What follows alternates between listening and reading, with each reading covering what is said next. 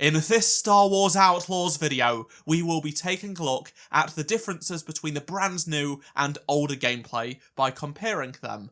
There are some changes which are quite interesting, but before we do take a look at all of them though, make sure you do subscribe to this channel so you won't miss any future news updates on Star Wars Outlaws. So, I love taking a look at how games change over the course of their development by comparing earlier pre-release footage to later footage, and of course when the game does come out.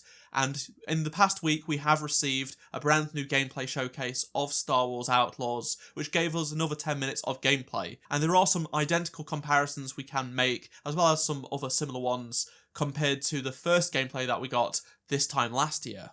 I will be showing you all of the things that I noticed that were slightly different or changed significantly. I went through both gameplay demos to try and line up various things that were basically identical in what they were trying to show, but they had significant differences or some slight subtle changes.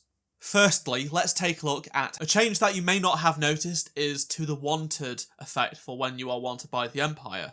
So previously it would just flash red, basically. But it is now more of a siren effect, as you can see some light pass over from left to right. It is also a little bit faster in speed, I would say, as well. Sticking with the wanted system, we can see that some changes have been made to the icon on the HUD for the wanted system when the Imperials are after you. We now know that they did confirm there are 6 tiers of the wanted system, each for those pips around the Imperial logo, which makes tons of sense. In the older gameplay, we were level 3, whereas in this gameplay we are level 1. But you'll notice the inner part of the Imperial logo is now illuminated, whereas in the previous gameplay it was not. Some of the more significant changes to the game come in the Trailblazers UI, so if we compare last year's gameplay to this year's, there's quite a bit of difference. Let's go from left to right, starting with in the bottom left it previously said hyperdrive, but that has now turned into an icon. You also have an icon for what might be radar, and there is also targeting and repairs on the D-pad and pressing the right thumbstick in. Those were not present in the previous version of the game. The reticle, shield, health and such has also changed. You can see that it still maintains the same sort of shaping and colour scheme, but we had no idea what those various pips of blue actually meant. Now they actually have an icon next to them, so in the top left we have shield, the bottom left we have health, top right we have boost, and then on the bottom right we have throttle. We can also see the layout for the various weaponry has been changed to right trigger A and B. They've got different icons, and they have also removed this Trailblazer icon, as well as the shield and health bars, and that's now actually in the middle of the screen. Let's now take a look at some subtle changes inside of the Trailblazer. So we can see here Kay running through the Trailblazer, and there are some subtle changes in this comparison. We see that the Trailblazer has a lot of scuffs, it's definitely quite worn, whereas in the newer gameplay, it looks like it has been well kept. You don't see as many scuffs, the paint is intact, it just looks newer. This could be a cosmetic change that you're able to make in the game. So for example, you may have the option to make it dirty and older, give this sort of feeling that it has been worn, similar to how we can do that with the lightsabers in Jedi Survivor. Even in the cockpit itself, the paint is coming off various parts of the cockpit in the older gameplay, but in the new gameplay, it's completely fine. The button to sit down has changed from holding Y to pressing the right thumbstick in. You can still stand up with B, and you will see the screen in the middle does change in the older gameplay, but does not change in the newer gameplay. But the console just in front of Kay does display the Trailblazer, but in the older gameplay, it is not present. Let's take a look at how the reputation system screen has changed.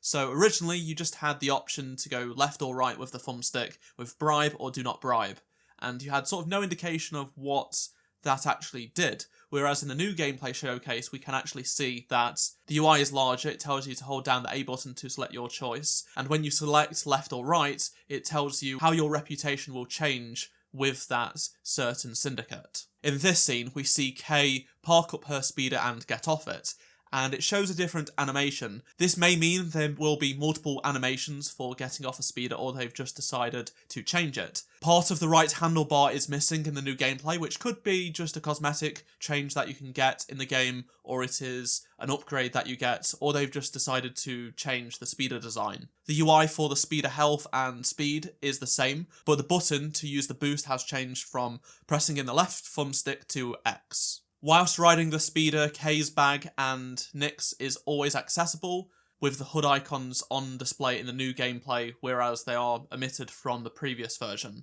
Another clip comparing the speeder UI, and you can see that in the previous gameplay demo we had the blaster charge up ability to the left. That has now moved over to the right hand side and is much smaller. On to Nyx's abilities, and it appears that using Nyx has moved from the right bumper to left bumper, and that has also moved over to the left-hand side of the screen. There is also more button elements on screen for Nyx, and the text for the various abilities he's able to do has been made bigger with an extra icon. Another significant change in the ship UI in terms of placement is the destination picker, so that has now moved from being really off to the far side of the screen to being closer to the middle. It has also been made bigger as well, so the text and such is just larger. The hyperdrive calculation UI and such is essentially unchanged. The button interaction required and text for light speed has changed. So previously you pressed in the left thumbstick and it would say jump as well in the little piece of UI, but now it is moving the left and right thumbsticks forwards and it says punch it. As we go into light speed, you will notice there are some slight changes. For example, the engines look different. There are flaps on the older gameplay engine, so light is coming out of it. I'm not sure if this is a design change or this is one of the upgrades you can get for the Trailblazer, and this is just a different engine. Everything else, though, is effectively the same, and the colour scheme might just be the colour grading of the showcase, or the compression from YouTube. The font for the text that notifies you of the credits you've just gained has changed, so previously it was a little bit more generic, whereas in the new gameplay it is a bit more Star Wars-like. I wanted to compare taking off and landing by reversing the footage of landing, so it's not a one-to-one comparison, but you do get an idea of what the game looked like previously and now when it is going from the ground to atmosphere and then space. It is effectively the same, but what I noticed is the rear cargo door would constantly turn orange in the older gameplay, but when you got to space, it was no longer orange. This was likely just a graphical glitch, which they since have fixed, because that is not present in the current gameplay. The UI for the compass, restricted area, as well as the objectives has slightly changed. They've gotten a little bit bigger in the newer gameplay, but it's very close to what we originally saw in last year's gameplay demo. I do think the current iteration of the UI does look better in this game overall though. One of the bigger changes made to the UI is for the module switching of Kay's blaster. So previously we had these plain white hexagons and the X, A and B buttons, whereas now they have become rounded and have some colour on when they are selected. The button press required to get on your speeder has changed from holding Y to pressing in the right thumbstick. These clips also give us a good look at how the HUD has changed quite a bit as well. As you can see, it's now got Nyx on the left hand side, as well as on the D-pad in the middle and then Kay's satchel, whereas previously it was the charge blast and then on the right was Nyx. In the middle, we can see that pressing down on the D-pad uses one of the back dials, and there is also a heart icon to the left of the health bar, which is, I think, a little bit thicker now, but is not as wide. Or maybe it's just representative of her health upgrade, so she might just have more health in the older showcase. We can also see that you're able to call your speeder with the right D-pad press, as well as change music it seems like, with maybe holding down the right D-pad press. There is also an icon for something to do with the right bumper. You can also press Y for something, and then press both right and left thumbstick at the same time to activate the power blast. You can see here that the speeder design has changed a little bit, or it's just maybe a cosmetic, because the paneling work is a little bit different. It seems a little bit more older, more old school in the older showcase, but a bit more cleaned up on the newer gameplay.